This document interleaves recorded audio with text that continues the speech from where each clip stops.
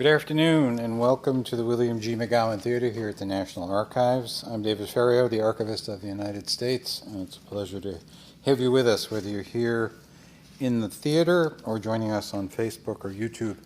And a special welcome to our C-SPAN viewers. Before we hear from William Rosenau about his book, Tonight We Bombed the U.S. Capitol, I'd like to tell you about two other programs coming up next week here in the McGowan Theater. On Tuesday, January 21st at noon, Julie Desjardins will be here to talk about her new book, American Queenmaker, How Missy Maloney Brought Women into Politics. Marie Mattingly Maloney lived in an America where women could not vote, but as a journalist and magazine editor, she recognized the power that women held as family decision makers and created the idea of the female demographic. And on Thursday, January 23rd at noon, Kathy Pice will be here to discuss her book, Information Hunters, When Librarians, Soldiers, and Spies Banded Together in World War II Europe. Her work reveals how book and document collecting became part of the new apparatus of intelligence and national security, military planning, and post-war reconstruction. To keep informed about these events throughout the year, check our website, archives.gov, or sign up at the table outside the theater to get email updates. You'll also find information about other National Archives programs and activities. And another way to get more involved with the National Archives is to become a member of the National Archives Foundation. The foundation supports our education and outreach activities, and you can check out their website, archivesfoundation.org, to learn more about the foundation. Often we assume that a historian's new work will send us back to times far in the past, beyond anyone's natural memory. Today, however, William Rosenau brings us to a startling story that happened within our lifetime. His new book, Tonight We Bombed the U.S. Capitol, introduces us to a homegrown terrorist organization called M19, the only American terrorist group organized and led by women. Their operations, which culminated in a shocking bombing of the Capitol in November 1983, are documented in many sources, including those in the custody of the National Archives. In a recent interview, William recalled spending days going through boxes of federal court records, which have everything from transcripts to affidavits from FBI agents to grand jury testimony to evidence picked up at various crime scenes. Those trial records, he remarked, were absolutely invaluable to really getting inside this group. And now let us hear from the author himself about this little-known domestic terrorist group and their campaign of violence. William Rosenau is a senior policy historian at CNA's Center for Strategic Studies. He's an expert on United States and international military advisory roles and missions, international police training, terrorist innovation, and political warfare. His articles appear regularly in the media, and his books include Acknowledging Limits, Police Advisors, and Counterinsurgency in Afghanistan, and International Security Assistance to South Vietnam, Insurgency, Subversion, and Public Order. Before joining CNA, he was a political scientist at RAND Corporation, a senior policy advisor in the Office of the Coordinator of Counterterrorism at the Department of State, an adjunct professor in the Security Studies program at Georgetown University. At Harvard, he was a teaching fellow in the Department of History and a research coordinator for the National Security Program at the John F. Kennedy School of Government. Please welcome William Rosenau.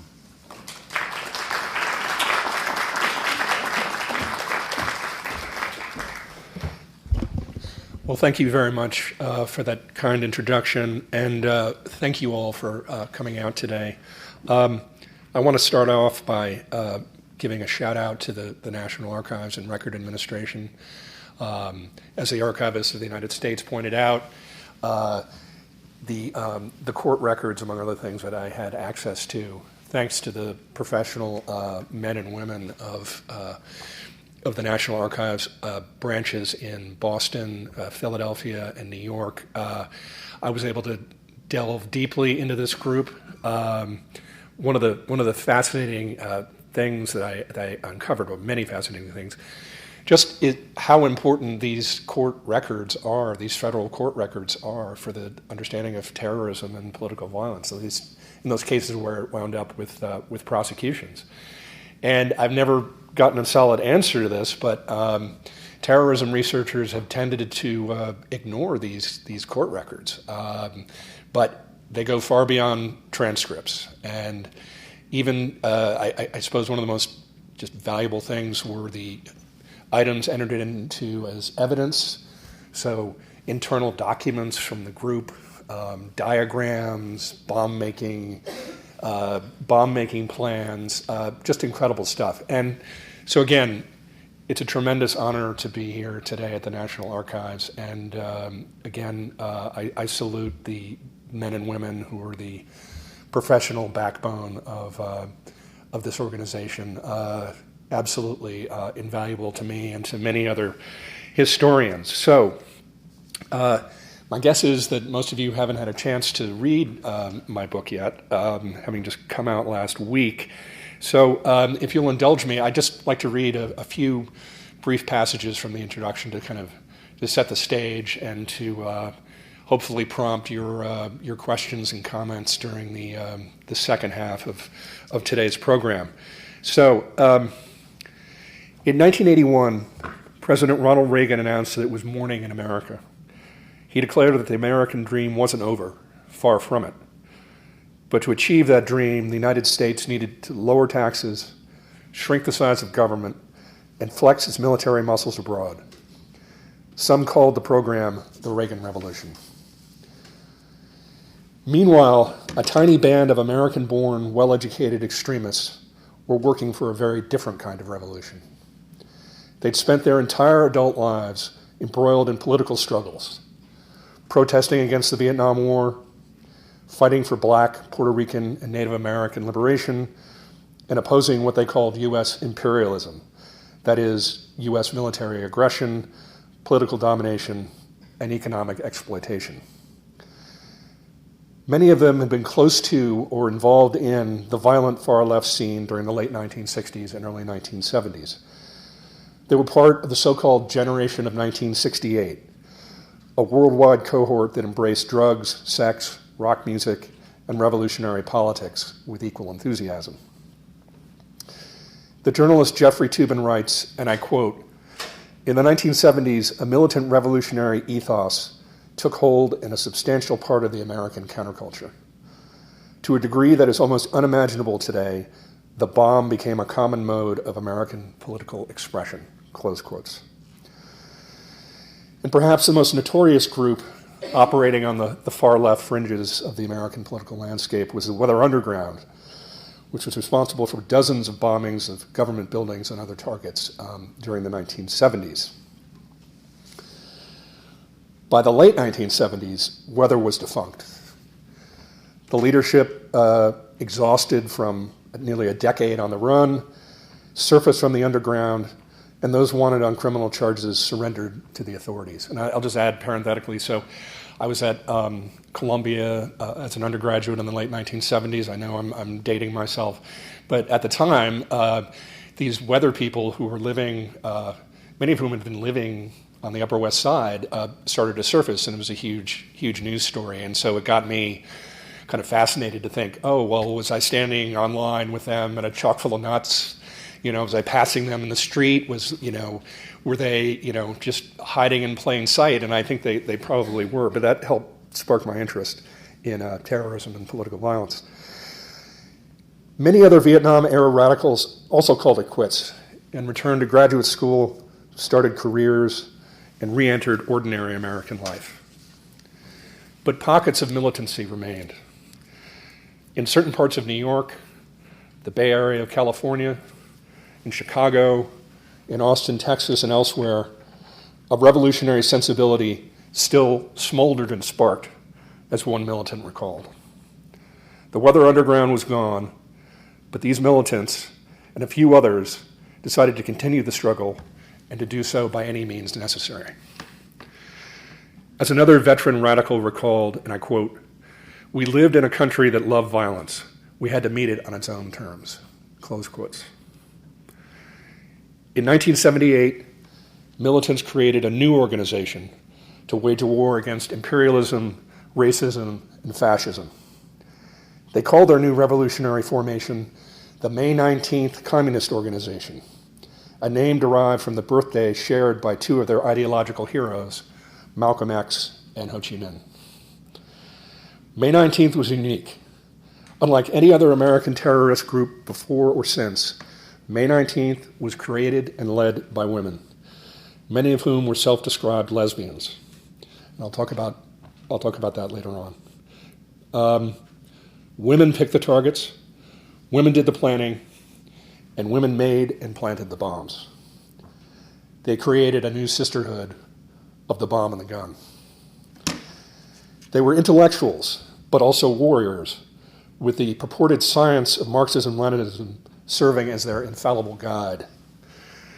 As Marxist-Leninists, they believed the women and men could bend the arc of history and usher in a new world free of injustice and oppression. Their vision of what this heaven on earth would look like was a little bit hazy, but one thing was certain: creating it would require nothing less than violent revolution. This vagueness about ultimate objectives is typical among terrorists. As Georgetown University's Bruce Hoffman argues, and I quote, "Groups as varied as Al-Qaeda and the Red Army faction live in the future they are chasing after, but they have only a very vague conception of what exactly that future might entail," close quotes. May 19th had much in common with other ideological extremists in American history. The author Katie Martin, in her book True Believer, Stalin's Last American Spy, she concludes that the Soviet agent Noel Field, and I quote, his commitment and his submission to his cause were as total and ultimately as destructive as those of today's ISIS recruits, close quote. Ideologies, whether communist, fascist, nationalist, white supremacist, jihadist, can offer the promise of what Martin calls, quote, a final correction of all personal, social, and political injustices, close quotes. For the captured minds of May 19th, their variant of Marxism-Leninism was a pathway to total liberation. In 1979, just after the founding of May 19th, the great punk new wave group Talking Heads released a song called Life During Wartime. Some of you may call it one of their bigger hits. Reportedly inspired by accounts of terrorist groups such as the Red Army faction and the Symbionese Liberation Army, David Byrne's song is a driving, hallucinatory first-person chronicle of a hunted, unnamed figure moving through an unspecified underground realm. And if you'll indulge me, I'm just going to read of some of the lyrics. Heard of a van that is loaded with weapons, packed up and ready to go. Heard of some grave sites out by the highway, a place that nobody knows. The sound of gunfire off in the distance. I'm getting used to it now. Lived in a brownstone, lived in a ghetto. I've lived all over this town. This ain't no party, this ain't no disco, this ain't no fooling around. No time for dancing or lovey-dovey. I ain't got time for that now. May 19th lived the band's lyrics, and in real time. So, what brought me to this story in the first place? And I think there are three or maybe four reasons. The first is the kind of sheer audacity of their actions. The sort of, I don't want to say nihilist qualities, but the extremely violent in some cases and somewhat bizarre activities of the group. So what about this?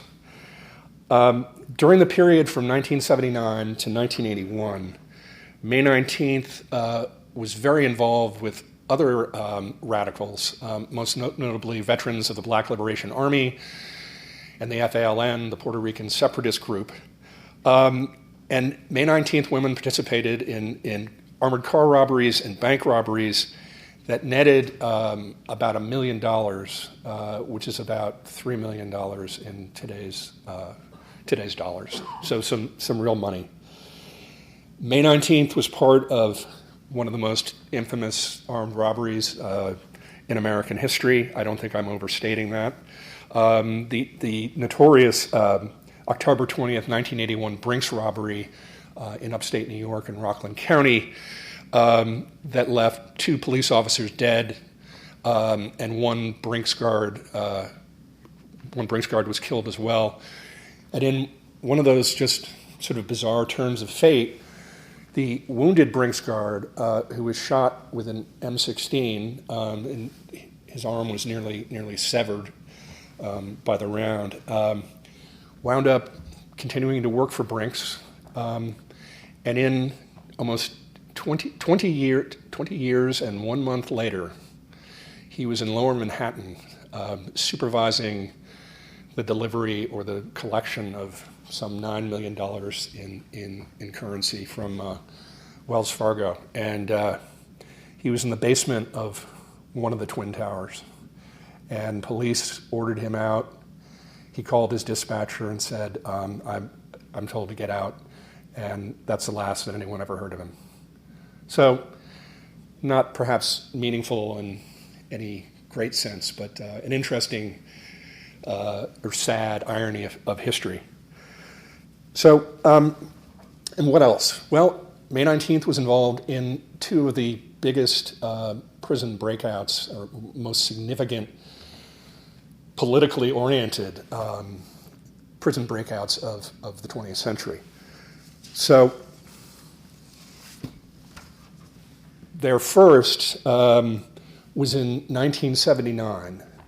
A man named Willie Morales, who was an FALN bomb maker, had been working in his workshop, his bomb-making workshop in Elmhurst, Queens, when doing what he loved most, which is making bombs. And he was apparently making a pipe bomb. It went off in his face. It blew off half his face and 9 of his fingers. Somebody called the police, of course, and the police got there and they discovered something that I don't know what to call it other than a case of extreme revolutionary dedication or fanaticism.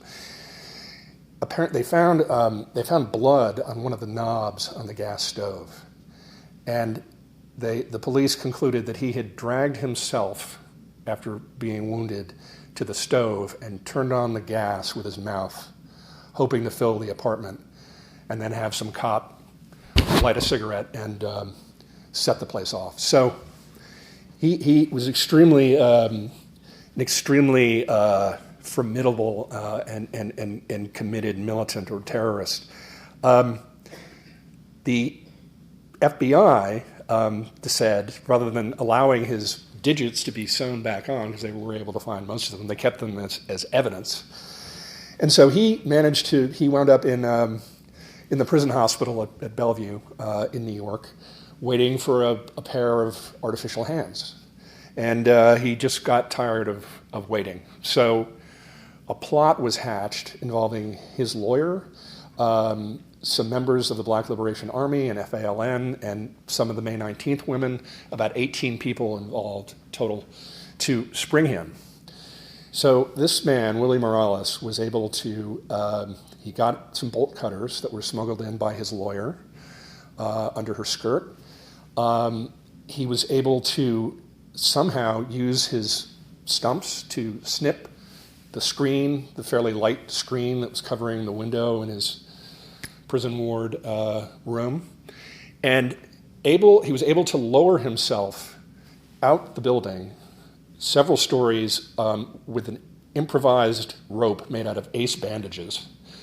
This, fortunately for him, fortunately or unfortunately, the ace bandages broke. He fell about a story, hit an air conditioner, and bounced off, landed on the ground, got scooped up. Somehow he made his way to Mexico with the help of May 19th and the others, which is kind of remarkable. I mean, he was horribly disfigured. Made his way to Mexico. Things were good for a few years. The FBI tipped off the Mexican authorities about him at one point, and there was a shootout. Morales went to prison for 6 years. He got sprung. We wanted to have him extradited back to the United States. We had a difficult relationship with Mexico at the time, and they said no, and he was allowed to go to Cuba, where he lives to this day as a guest of the Cuban government, and has been granted political asylum. So the second big prison break that they were involved in involved a woman named Joanne Chesimard, who's better known as Assata Shakur. Chesimard was a member of the Black Liberation Army, a long-forgotten terrorist group worthy of its own book, made up of it was a faction of the Black Panther Party, and they robbed banks and assassinated policemen. And they assassinated about 15 policemen in San Francisco and mostly in New York in the early 1970s. And in a rather patronizing description of Chesimard, a U.S. attorney or a local prosecutor, I can't remember who, described her as the BLA's mother hen. She was involved in a shootout on the Jersey Turnpike in 1973. She or her cohorts shot a state trooper with his own revolver who was at point-blank range. She was convicted in 1973. By 1979, there was a plan to break her out. So again, the May 19th women who did a lot of the logistics, renting of safe houses, procuring weapons, getting fake IDs. Many of them were actually expert printers, and basically smuggled a gun into this prison, a more innocent time when apparently there were no metal detectors. Chesimard and a guy named Matulu Shakur basically took some guards hostages. The May 19th, there's a car switch. May 19th women spirited Assata Shakur out. She wound up in a safe house in Pittsburgh. Then they got her to the Bahamas, and in 1984 she wound up in Cuba, again being granted political asylum by the then Castro regime. She's still wanted by the FBI, as is Morales, and there's a $2 million reward on her head from the federal government and various New Jersey authorities.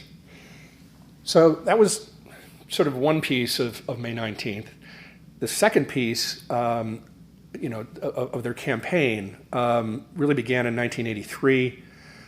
We heard from the archivist, of course, and the title of my book suggests what happened in November 7th, evening of November 7th, 1983, when they bombed the U.S. Capitol outside of the majority leader's office. They also they bombed an FBI field office in New York. They bombed the Navy Yard twice.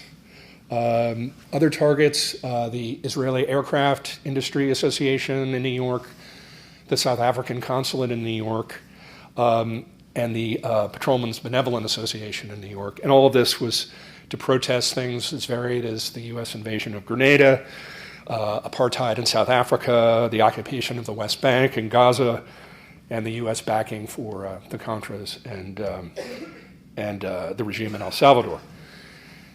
So that was the first thing that drew me to this group, was this sort of range of violent and sometimes bizarre and certainly audacious terrorist activities.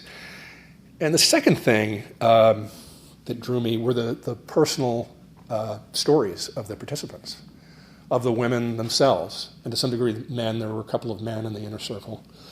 And I'm just going to mention three of them that I found that were particularly compelling.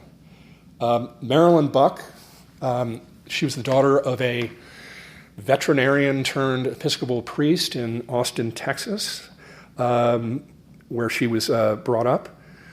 Went to St. Stephen's, a private Episcopal school, and then was admitted to Brown, but decided to go to Berkeley, and then came back to the University of Texas, wound up circuitous route back on the West Coast. She became what was described as the only white member of the Black Liberation Army. And she was an armorer, a quartermaster. buying guns.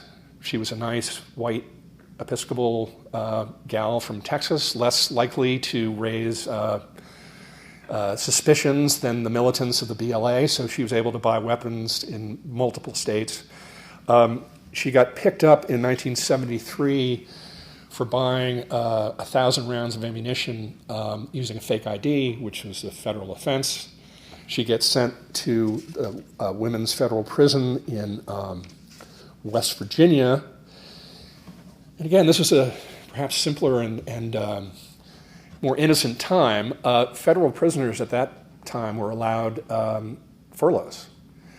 So she got a furlough. She was serving a 10-year sentence, got a furlough to visit her parents, who'd moved to Galveston, came back. And then in 1977 got a second furlough to visit her lawyer in New York, the same lawyer who smuggled in the bolt cutters to help Willie Morales escape. So she gets her furlough, 6-day furlough, never comes back, right? She was not captured until 1985, so if my math is right, eight years on the run. A second person, Susan Rosenberg, daughter of a kindly New York dentist, a graduate of a private school in New York. She attended Barnard.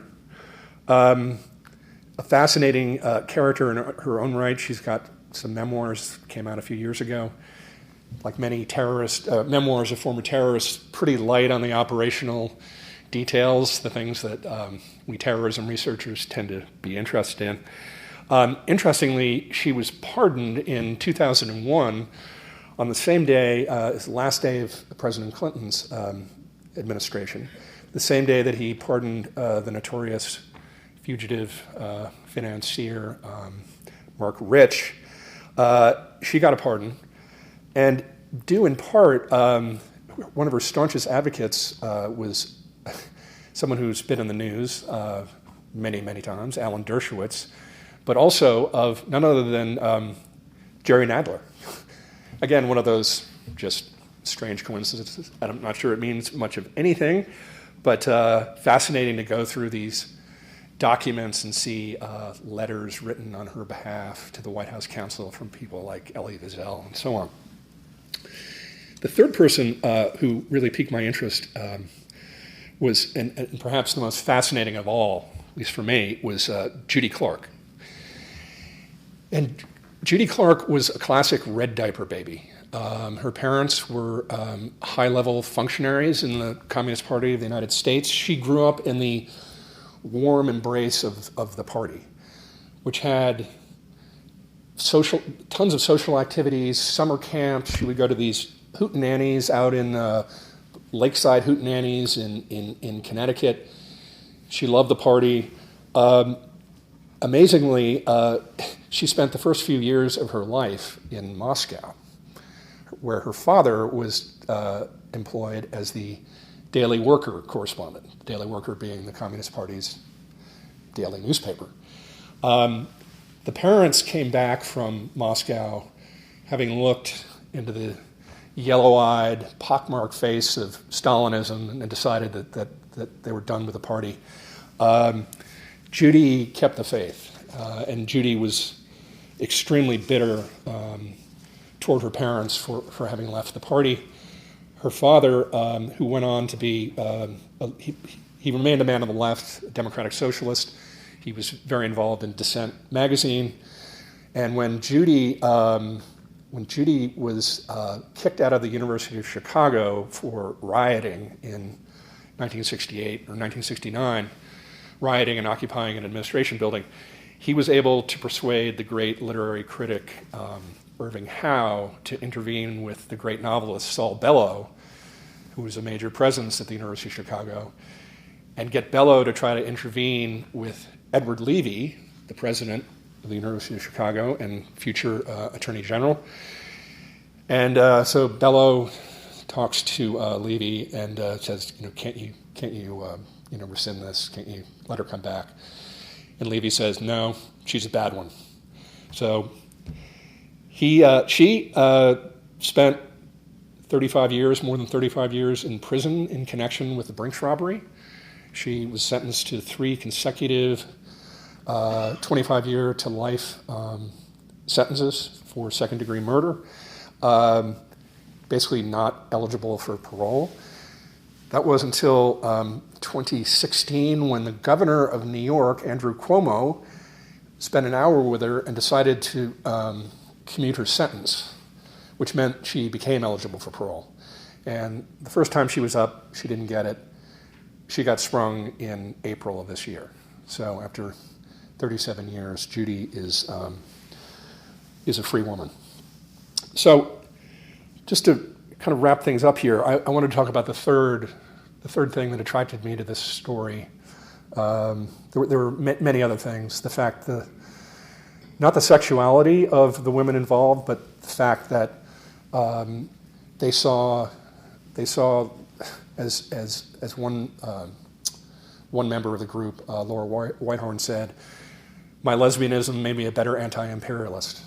And she had recognized at an early age that she had a different sexual orientation, and this created within her a feeling of kinship with other minorities and persecuted groups. But I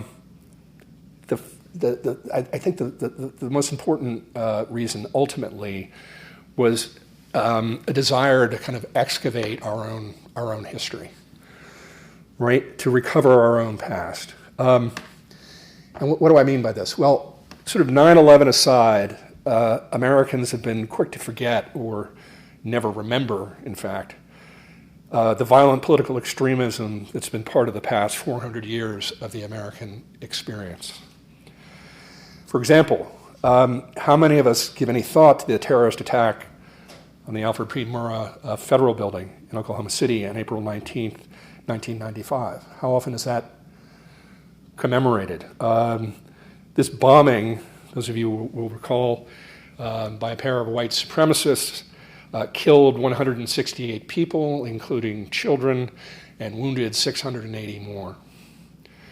Fortunately, a younger generation of American historians are helping us to understand how terrorism and political violence has profoundly shaped our past and our present. And I'll mention 2 of these authors who I think have done really outstanding work. The first is Beverly Gage, professor of history at Yale, who did a magnificent book 10 years ago, maybe 8 years ago, called The Day Wall Street Exploded, A Story of America in Its First Age of Terror, about the September 1920 attack on the Morgan Bank Building in Lower Manhattan. And the second scholar I'd mention, and her book, I think, is absolutely critical to understanding what's going on the white supremacist front in the United States. That's Kathleen Belew. She's a historian at the University of Chicago, and she's the author of Bring the War Home, The White Power Movement in Paramilitary America. So I think historians have come around. There's been lots of great work. I'm not putting my modest tale in the in the realms occupied by Kathleen and Beverly. But for those of you who decide to read it, I hope you enjoy it. I certainly enjoyed writing it. It was a labor of love. And I think with that, I'll bring my formal remarks to a close and open up the floor for questions and comments. Thank you.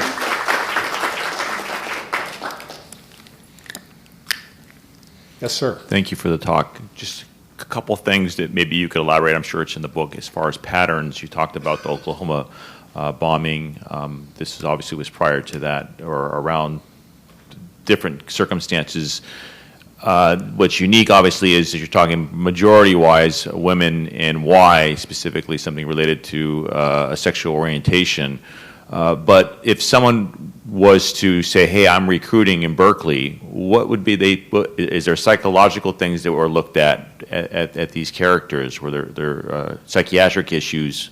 Were there abusive issues? Was there anything that comes out? Is there a kingpin, like a Manson character, that basically is going around specifically looking for here's my newspaper, I'm looking for lesbians that are angry and want to get back, if there's something like that you can describe. Sure. I think with May 19th, the important thing to recognize, and there's a terrorism scholar named Mark Sageman who talked about many jihadist terrorists being a group of guys, a group of friends. And that was a pretty important insight, and it's certainly true with May 19th. These were people who had known each other for 10, 15 years. These were not, there was nobody who was brought into the inner circle anyway. I should mention that May 19th also had front groups. There were several hundred people involved in things like the John Brown Anti-Klan Committee, which was kind of an early version of Antifa. They had other front groups that were involved in fundraising for African independence movements and so on. But basically, people in the core all knew each other. They were one of the guys in the group. I haven't mentioned any of the guys, but the important guy was a medical doctor named Alan Berkman, who had been involved in the Weather Underground. He knew Judy Clark and Laura Whitehorn from back in SDS days. Everybody knew everybody else. So that was really to the extent there was recruiting going on, it was amongst people who were known and trusted with ties of affection or kinship even. That answers your question.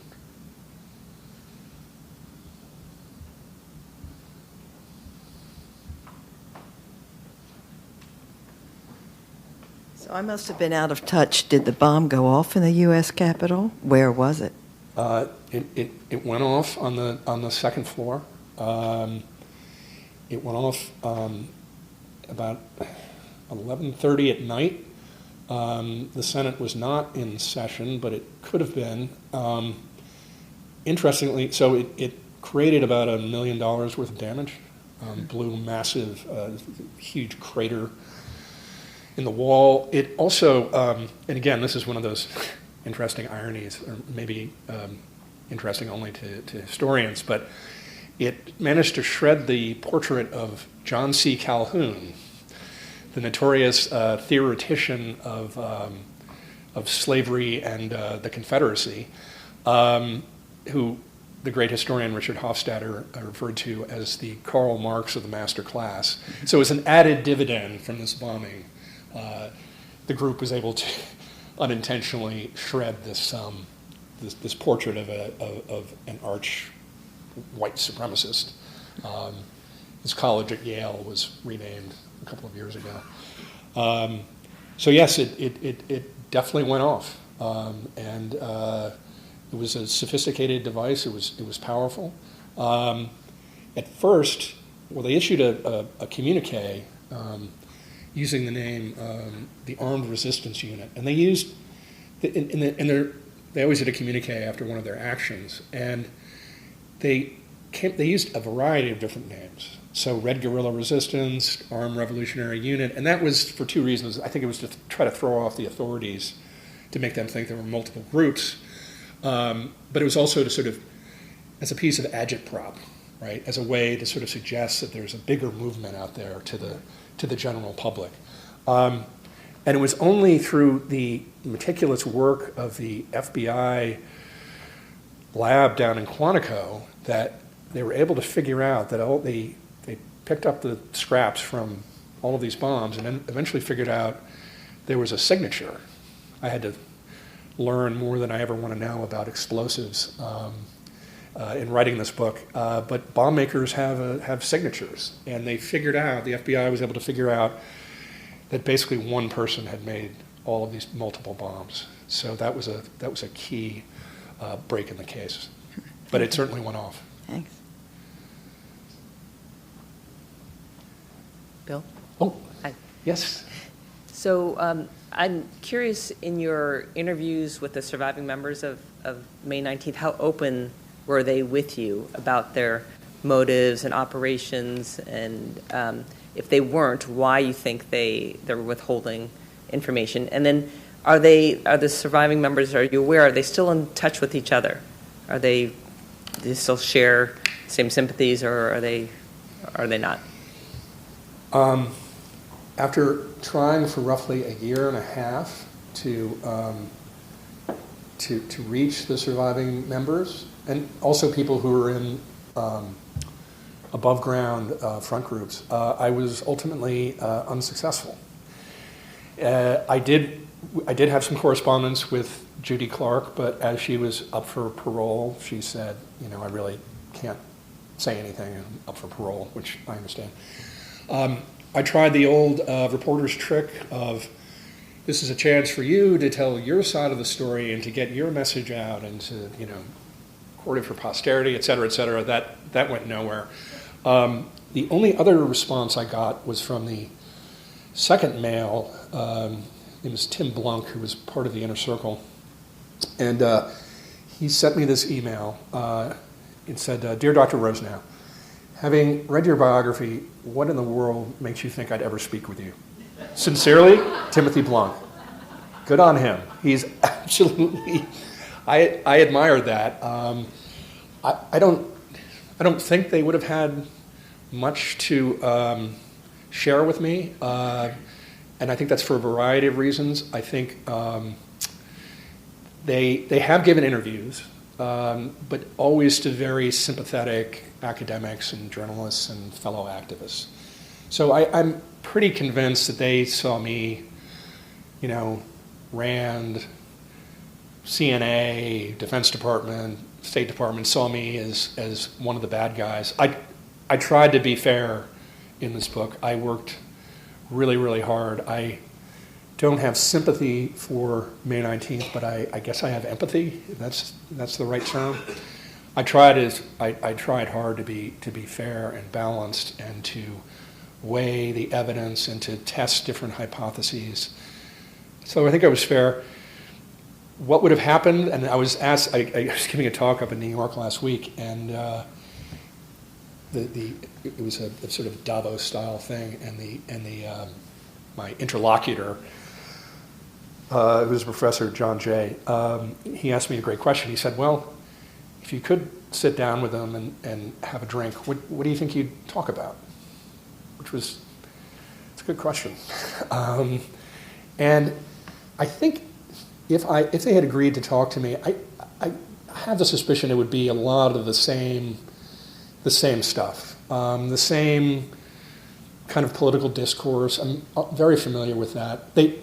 All of the imprisoned women did lots of writing. They were poets, they were artists, but they wrote political tracts, gave interviews. I didn't really have any expectation that they would reveal anything of real value. I mean, I suppose if I were,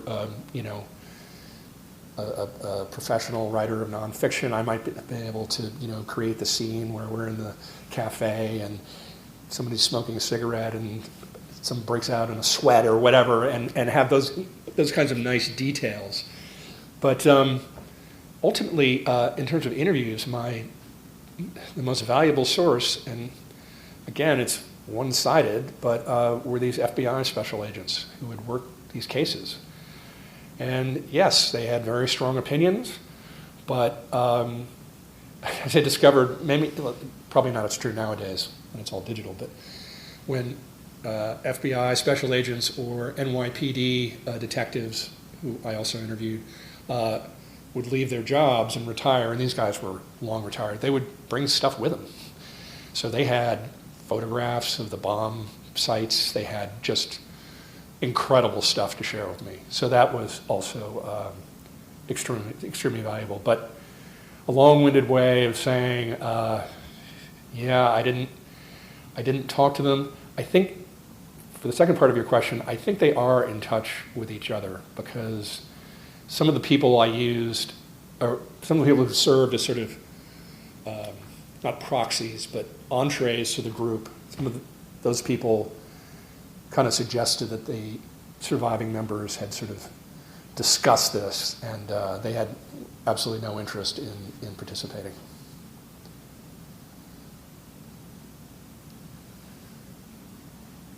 Is there another question?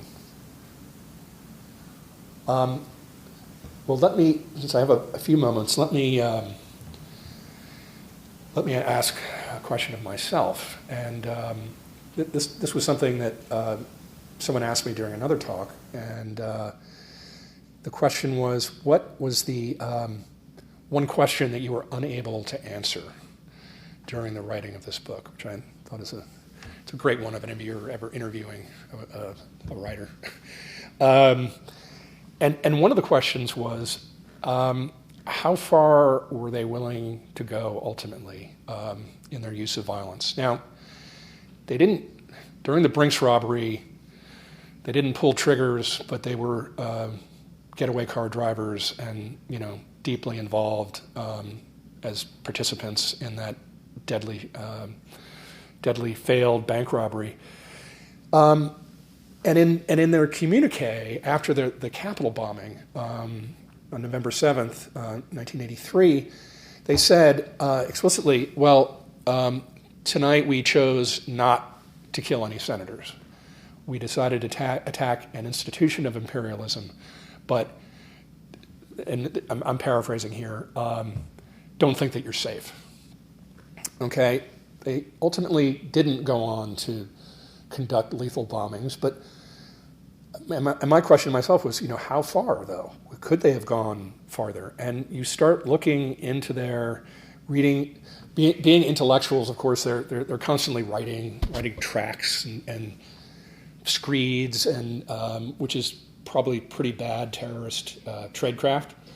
But they put a lot down on paper, like 20-page, single-spaced documents, which made for difficult reading sometimes.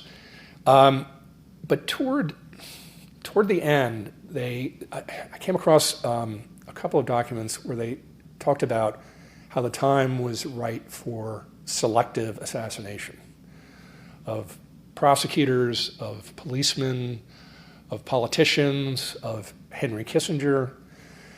And you can say, well, these people are all in this hothouse environment, churning out these papers. And the FBI's website,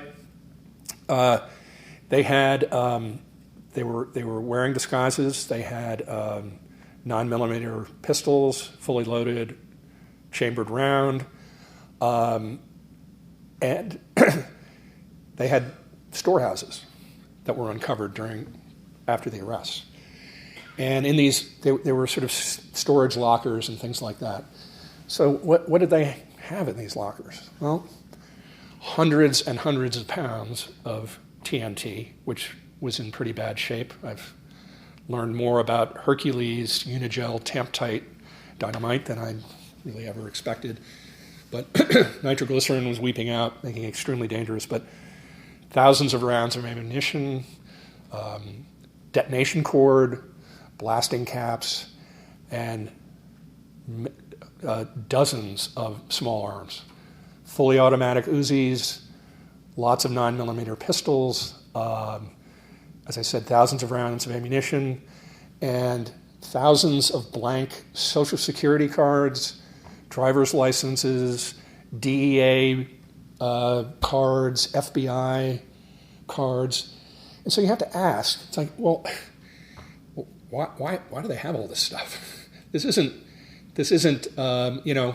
just a couple of sticks of dynamite and some det cord. These were major arsenals, to the point where the dynamite that was found in Doylestown, not in Doylestown, but in Cherry Hill, New Jersey, just across the river from Philadelphia, the Philadelphia bomb squad came in to move it, and they started to load all this stuff up into one truck, when one of the bomb technicians said, you might not want to do that, because if this thing goes off, it could drop a bridge going across the Franklin Bridge. So, but I was still, I was left with the question ultimately of, how far would they have gone? I mean, they only stopped when they were caught. Nobody gave up, nobody defected, nobody surrendered. Everybody was always well armed. I don't know.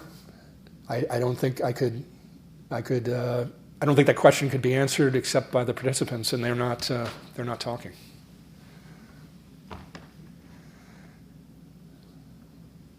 I think we have another question here. Yes, sir. Yeah, thank you. Did you find any links or similarities to European terrorist groups that pretty much operated during the same time? You mentioned the Red Army faction before, or the Rep Brigades in Italy, for an example. Absolutely. You're spot on with that. They were almost exact contemporaries with the Red Army faction. And certainly with the Red Brigades and Action Directe. And one of the fascinating little sort of excursions I took, and I wasn't able to develop it as much as I would have liked, is apparently members of the RAF, the Red Army faction, actually visited the United States and met members of May 19th. And they had a couple of sessions together.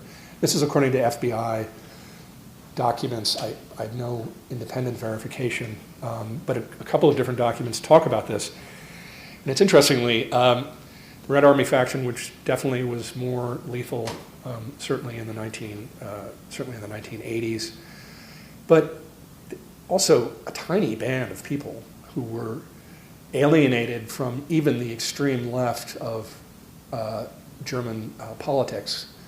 I mean, people on the far left didn't want to have anything to do with these crazies, and it was the same deal with May 19th. May 19th, in their internal documents, are kind of bitching and moaning periodically about how the left-wing groups aren't supporting them and aren't getting behind them, and what about our prisoners? But the thing I found sort of amusing is, so the Red Army faction people came over and they apparently had a couple of sessions, and the RAF came away very unimpressed with May 19th's command of Marxism-Leninism. That their understanding of the theory and practice was certainly subpar by the high standards that the RAF set. Well, so I think unless there are other questions, maybe we'll bring this to a close. I want to thank you all again for coming out. I want to thank the National Archives and the archivist for this great opportunity and this great privilege of speaking to you about my book. I'm going to be signing copies outside, afterwards, upstairs, one floor, and I hope you find it good reading. So thank you very much.